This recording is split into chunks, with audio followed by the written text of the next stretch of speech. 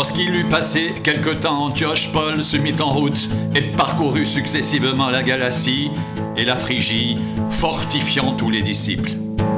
Un juif nommé Apollos, originaire d'Alexandrie, homme éloquent et versé dans les Écritures, vint à Éphèse. Il était instruit dans la voie du Seigneur et, fervent d'esprit, il annonçait et enseignait avec exactitude ce qui concerne Jésus, bien qu'il ne connaisse que le baptême de Jean.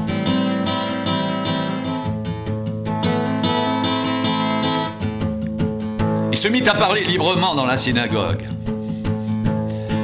Aquilas et Priscille, l'ayant entendu, le prirent avec eux et lui exposèrent plus exactement la voie de Dieu. Comme il voulait passer en Achaïe, les frères l'y encouragèrent, écrivirent aux disciples de bien le recevoir. Quand il fut arrivé, il se rendit par la grâce de Dieu très utile à ceux qui avaient cru, car il réfutait vivement les Juifs en public, démontrant par les Écritures que Jésus était le Christ.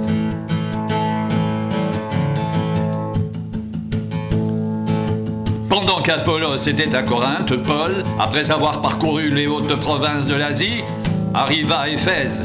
Ayant rencontré quelques disciples, il leur dit « Avez-vous reçu le Saint-Esprit quand vous avez cru ?» Ils lui répondirent « Nous n'avons pas même entendu dire qu'il y ait un Saint-Esprit. » Il dit « De quel baptême avez-vous donc été baptisés ?» Ils répondirent « Du baptême de Jean. »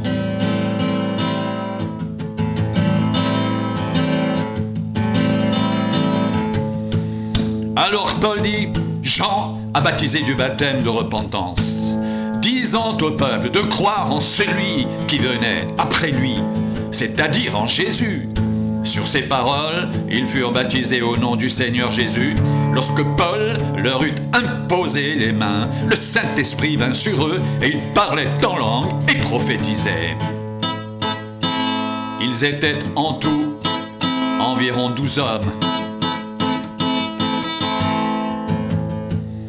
Ensuite, Paul entra dans la synagogue où il parla librement. Pendant 3 mois, il discourut sur les choses qui concernent le royaume de Dieu, s'efforçant de persuader ceux qui l'écoutaient. Mais comme quelques-uns restaient endurcis et incrédules, décriant devant la multitude la voix du Seigneur, il se retira d'eux, sépara les disciples et enseigna chaque jour dans l'école d'un nommé Tyrannus.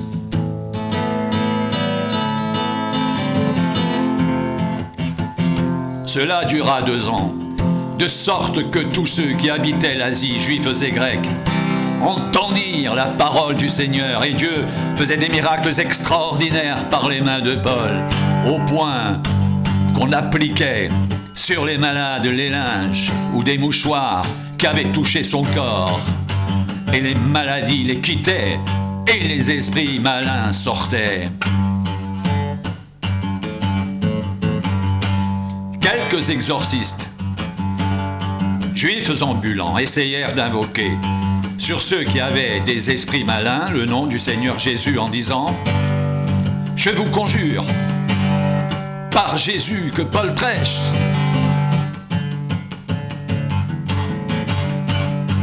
Ceux qui faisaient cela étaient 7 fils de Séba, juifs, l'un des principaux sacrificateurs. L'esprit malin leur répondit « Je connais Jésus, et je sais qui est Paul. Mais vous, qui êtes-vous » Et l'homme, dans lequel était l'esprit malin, s'élança sur eux, se rendit maître de 2 d'entre eux, les maltraita de telle sorte qu'ils s'enfuirent de cette maison, nus et blessés.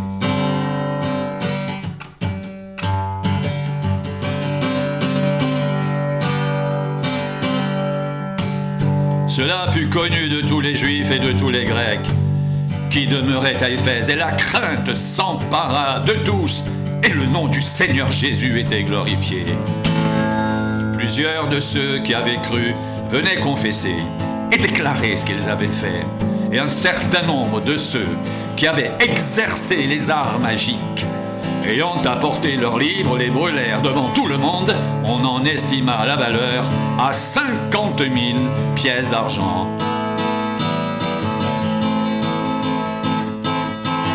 C'est ainsi que la parole du Seigneur croissait en puissance et en force. Après que ces choses se furent passées, Paul forma le projet d'aller à Jérusalem en traversant la Macédoine et l'Achaïe. Quand j'y serai allé, se disait-il, il faut aussi que je voie Rome. Il envoya en Macédoine 2 de ses aides, Timothée et Eraste, et il resta lui-même quelque temps encore en Asie.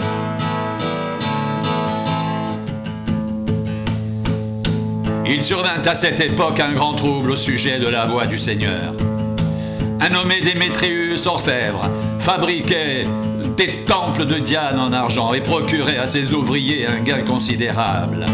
Il les rassembla avec ceux du même métier et dit aux hommes: vous savez que notre bien-être dépend de cette industrie, et vous voyez et entendez que non seulement à Éphèse, mais dans presque toute l'Asie, ce Paul a persuadé et détourné une foule de gens en disant que les dieux faits de main d'homme ne sont pas des dieux. Le danger qui en résulte, ce n'est pas seulement que notre industrie ne tombe en discrédit, c'est encore que le temple de la grande déesse Diane ne soit tenu pour rien, et même que la majesté de celle qui est révérée dans toute l'Asie et dans le monde entier ne soit réduite à néant.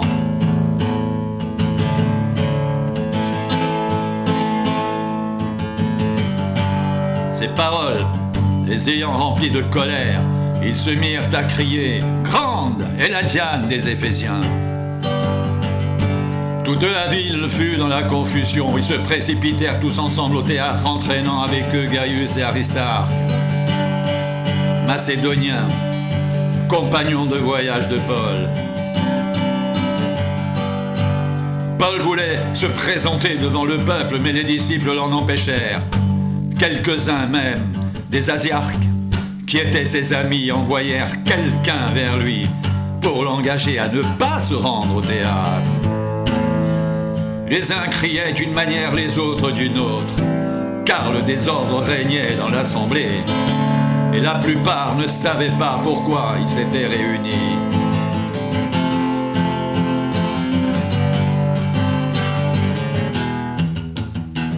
Alors on fit sortir de la foule Alexandre, que les Juifs poussaient en avant. Et Alexandre, faisant signe de la main, voulait parler au peuple. Mais quand ils reconnurent qu'il était juif, tous, d'une seule voix, crièrent pendant près de 2 heures « Grande est la Diane des Éphésiens !» Cependant, le secrétaire, ayant apaisé la foule, dit « Homme éphésien, quel est celui qui ignore que la ville d'Éphèse est la gardienne du temple de la grande Diane et de son simulacre tombé du ciel? Cela étant incontestable, vous devez vous calmer et ne rien faire avec précipitation. Car vous avez amené ces hommes qui ne sont coupables ni de sacrilège, ni de blasphème envers notre déesse. Si donc Démétrius et ses ouvriers ont à se plaindre de quelqu'un, il y a des jours d'audience et des proconsuls qu'ils s'appellent en justice les uns les autres. Et si vous avez en vue d'autres objets, ils se régleront dans une assemblée légale.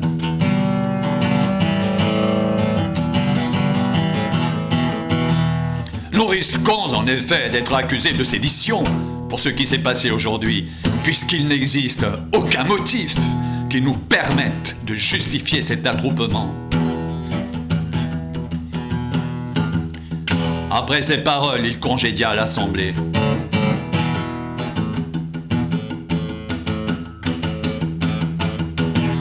Lorsque le tumulte eut cessé, Paul réunit les disciples et après les avoir exhortés, prit congé d'eux et partit pour aller en Macédoine.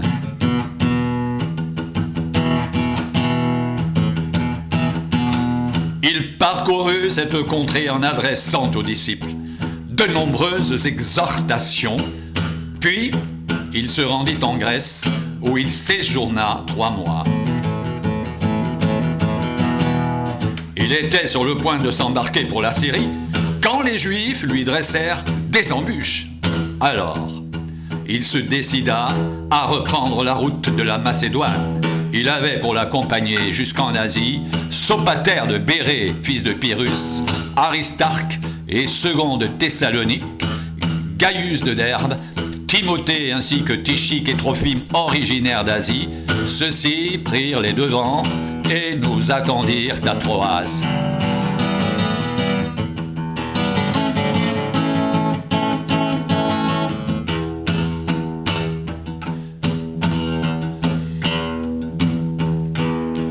Pour nous, après les jours des pains sans levain, nous nous embarquâmes à Philippe et au bout de 5 jours, nous les rejoignîmes à Troas où nous passâmes 7 jours.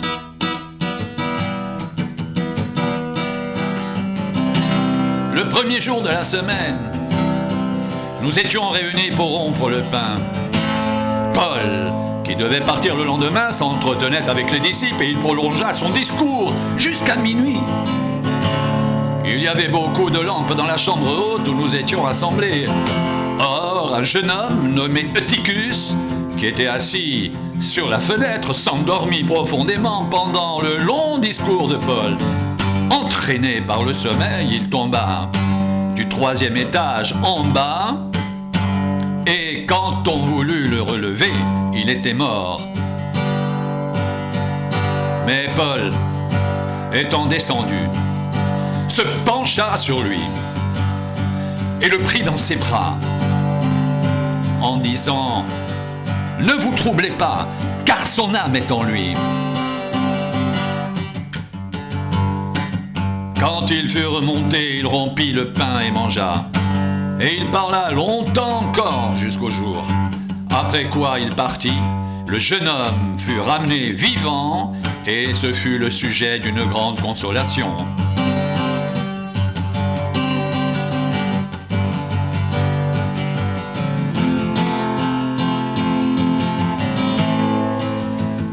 Pour nous, nous précédâmes Paul sur le navire et nous fîmes voile pour Assos, où nous avions convenu de le reprendre parce qu'il devait faire la route à pied.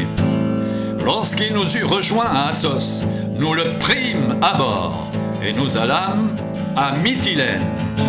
De là, continuant par mer, nous arrivâmes le lendemain vis-à-vis de Chios. Le jour suivant, nous cinglâmes vers Samos et le jour d'après, nous vînmes à Milet. Paul avait résolu de passer devant Éphèse sans s'y arrêter, afin de ne pas perdre de temps en Asie, car il se hâtait pour se trouver, si cela lui était possible, à Jérusalem le jour de la Pentecôte.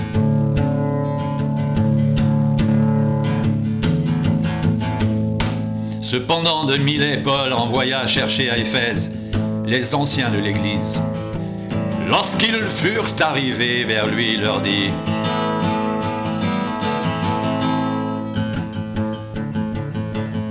Vous savez de quelle manière, depuis le premier jour où je suis entré en Asie, je me suis sans cesse conduit avec vous, servant le Seigneur en toute humilité avec larmes, et au milieu des épreuves que me suscitaient les embûches des Juifs. Vous savez que je n'ai rien caché de ce qui vous était utile et que je n'ai pas craint de vous prêcher et de vous enseigner publiquement et dans les maisons, annonçant aux Juifs et aux Grecs la repentance envers Dieu et la foi en notre Seigneur Jésus-Christ. Et maintenant, voici, lié par l'Esprit, je vais à Jérusalem, ne sachant pas ce qui m'y arrivera. Seulement de ville en ville, l'Esprit Saint m'avertit que des liens et des tribulations m'attendent. Mais je ne fais pour moi-même aucun cas de ma vie, comme si elle m'était précieuse, pourvu que j'accomplisse ma course avec joie et le ministère que j'ai reçu du Seigneur Jésus, d'annoncer la bonne nouvelle de la grâce de Dieu.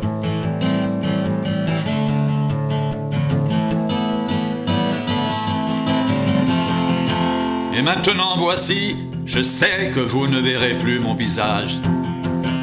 Vous tous au milieu desquels j'ai passé en prêchant le royaume de Dieu. C'est pourquoi je vous déclare aujourd'hui que je suis pur du sang de vous tous, car je vous ai annoncé tout le conseil de Dieu sans rien cacher. Prenez donc garde à vous-même et à tout le troupeau sur lequel le Saint-Esprit vous a établi évêque, pour paître l'Église de Dieu, qu'il s'est acquise par son propre sang. Je sais qu'il s'introduira parmi vous après mon départ des loups cruels qui n'épargneront pas le troupeau, et qui s'élèvera du milieu de vous des hommes qui enseigneront des choses pernicieuses pour entraîner les disciples après eux. Veillez donc, vous souvenant que durant 3 années, je n'ai cessé nuit et jour d'exhorter avec larmes chacun de vous.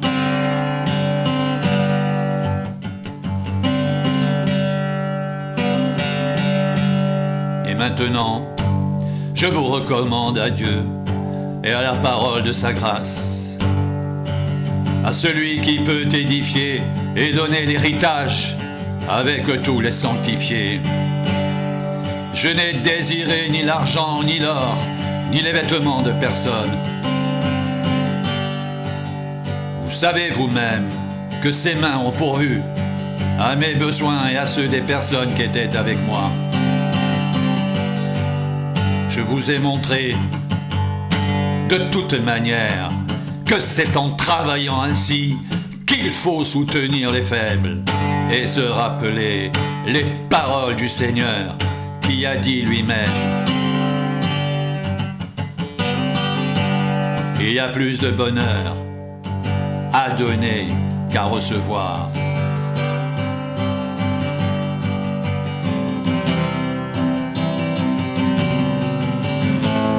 Après avoir ainsi parlé, il se mit à genoux et il pria avec eux tous. Et tous fondirent en larmes.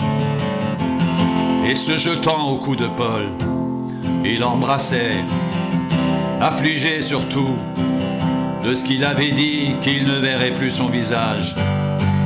Et ils l'accompagnèrent jusqu'au navire.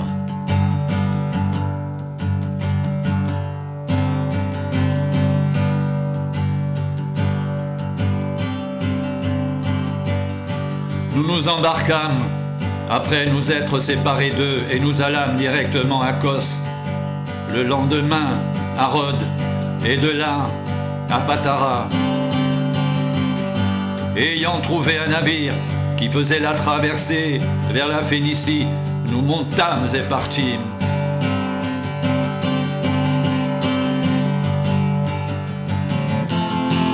Quand nous fûmes en vue de l'île de Chypre, nous la laissâmes à gauche, poursuivant notre route du côté de la Syrie, et nous abordâmes à Tyr,